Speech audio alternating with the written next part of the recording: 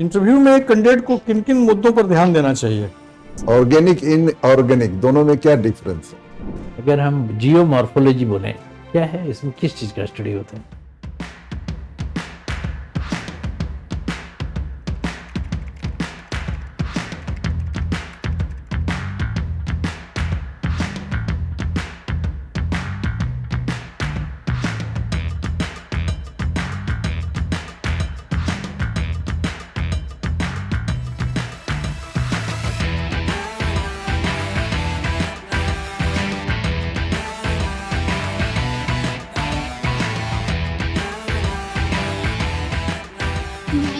आ जाइए।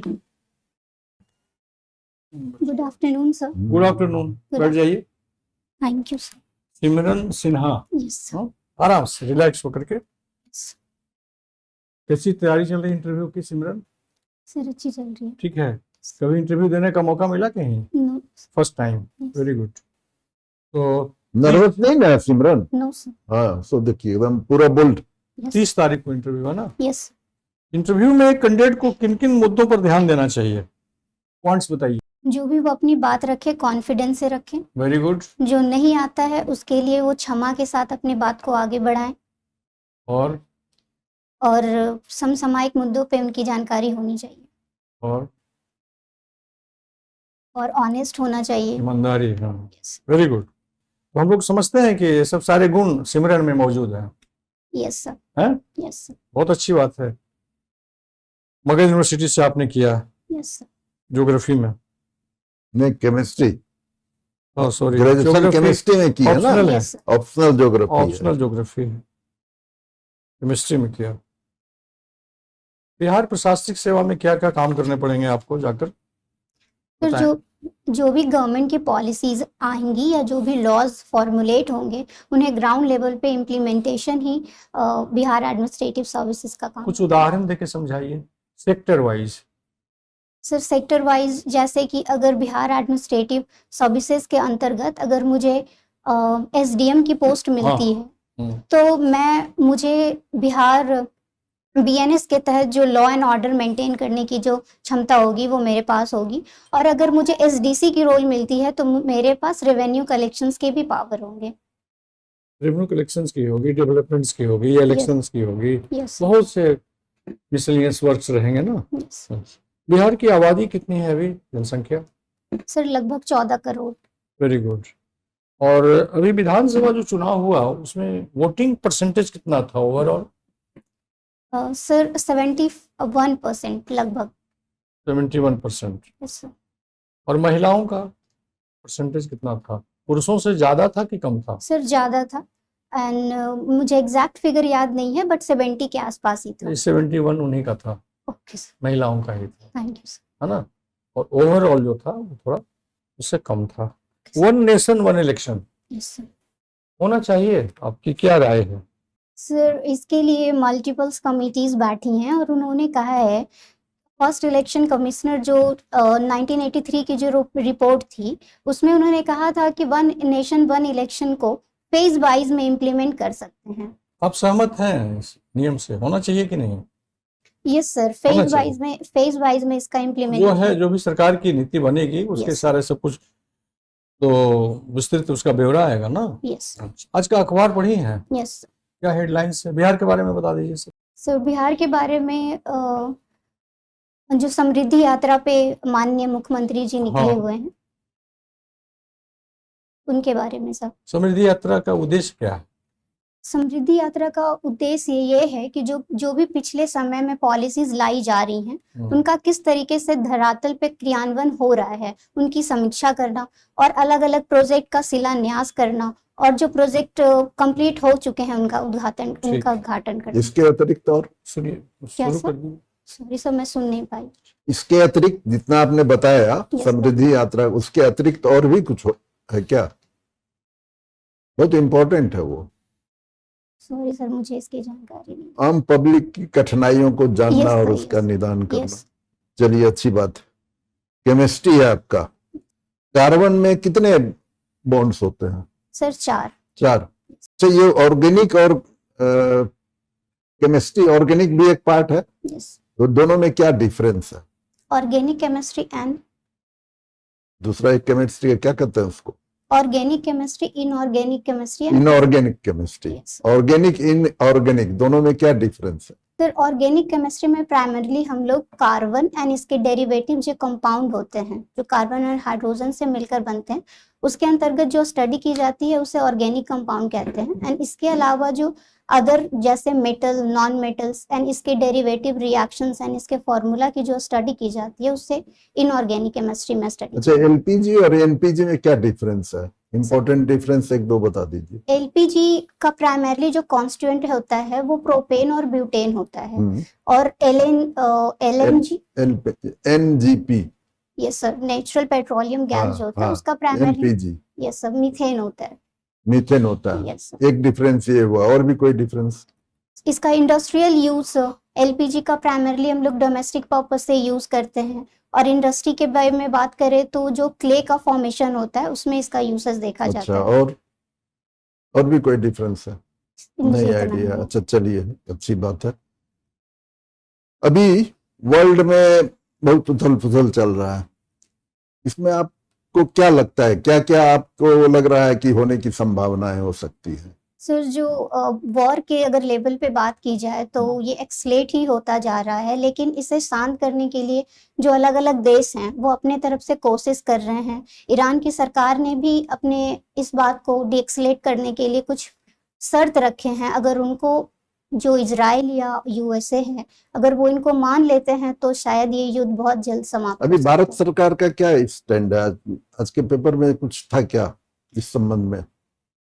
इस संबंध में तो मुझे जानकारी, पेपर पढ़ी है, देखी है? Yes sir.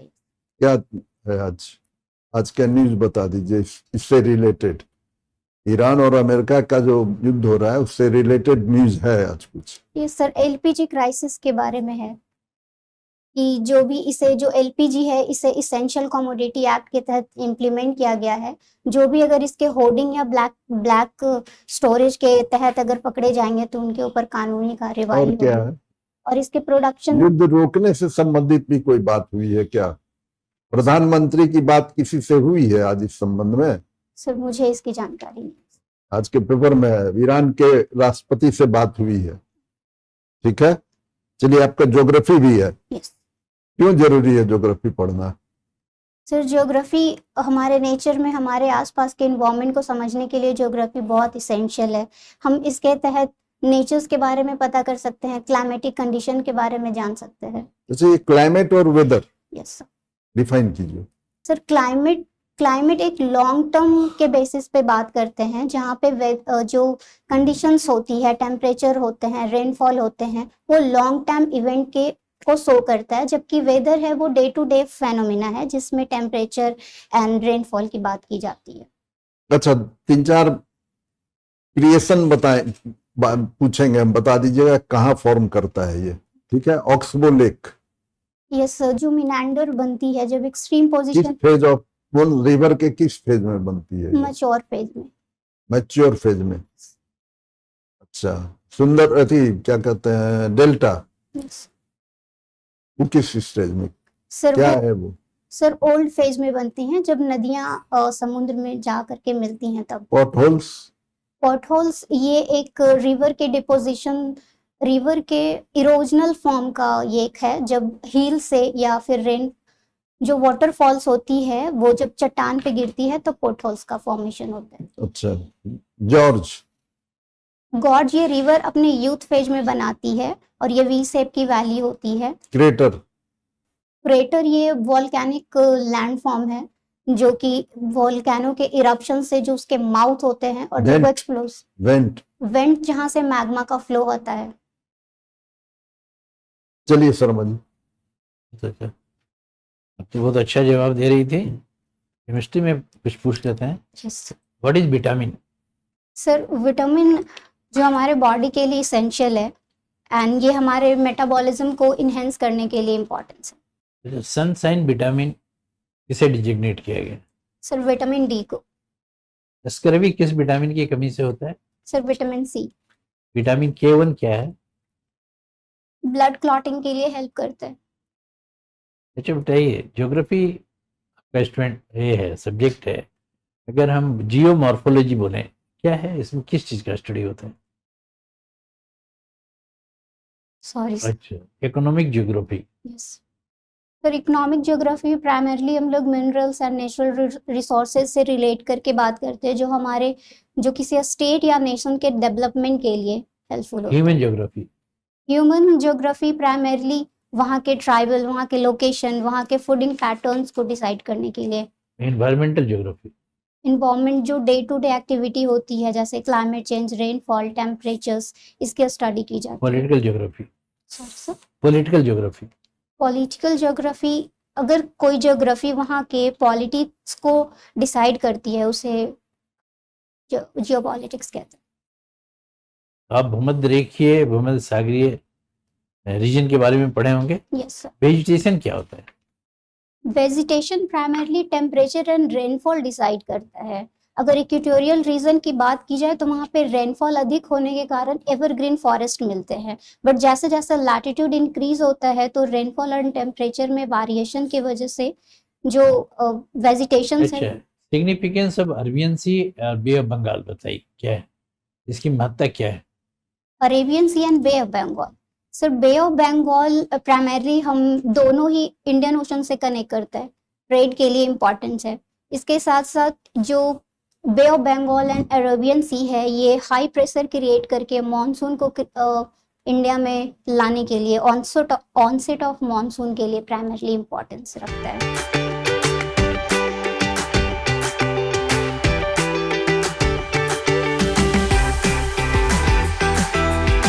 ठीक है सिमरन, बात आपसे हो गई।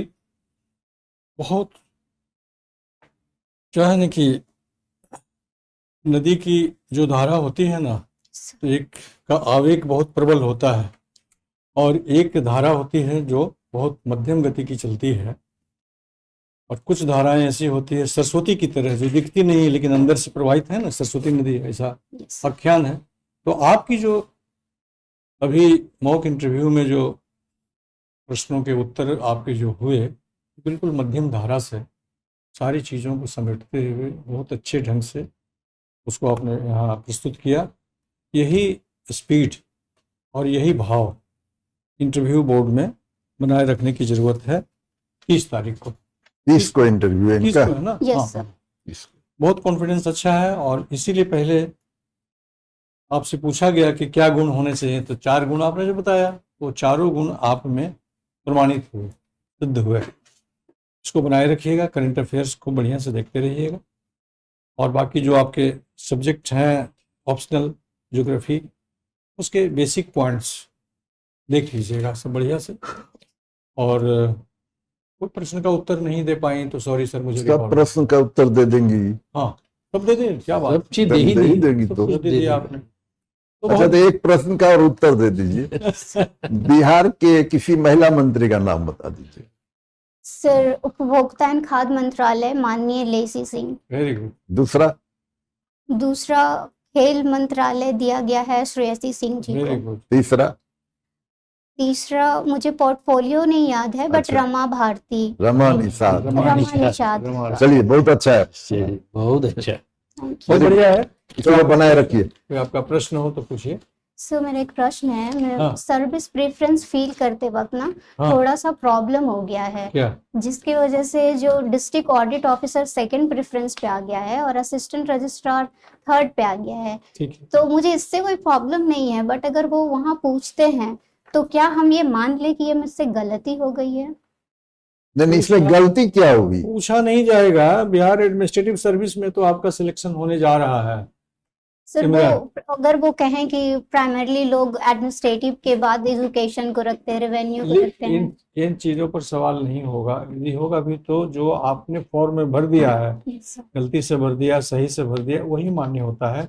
उसी पर कट ऑफ आपके डिसाइड होंगे। मान लीजिए कि बिहार एडमिनिस्ट्रेटिव सर्विस में आपका कट ऑफ में नहीं आ रहा है, तो सेकंड चॉइस देखा जाएगा। अगर वो- उसमें नहीं, कितनी उनका क्वेश्चन सुनिए। हाँ, बोलिए। उसमें कितनी वैकेंसी नहीं, है? उनका वो क्वेश्चन नहीं है। हाँ। उनका क्वेश्चन है कि अगर वो पूछ देते हैं, आप पूछ दीजिएगा कि आपने ऑडिट क्यों रखा सेकंड पर, यस सर। सब रजिस्ट्रार क्यों हाँ, नहीं तो रखा, ये बताइएगा। क्या? बताइए बता क्या दीजिएगा दिक्कत कि है? हाँ मैं समझ नहीं पाई थी उस समय, प्रेफरेंस भरने के समय मुझसे त्रुटि हो गई। यस सर, मुझे मान लेना चाहिए ना कि मुझसे हाँ, ये बिल्कुल। एरर हो गया, कोई क्योंकि दिक्कत फिर नहीं, मैं कोई से ऑडिट वाला जो है, ऑडिट ऑफिसर, कोई वो दिक्कत किस नहीं है। रैंक, किस स्केल का है, वो कौन सा लेवल पे है? लेवल तो लेवल नहीं, तो 9 ही है। लेवल नहीं है, कोई दिक्कत कोई नहीं है। दिक्कत नहीं है उसमें तब। लेकिन हम लोगों को यह परम विश्वास है कि आपका चयन बिहार प्रशासनिक सेवा में होगा।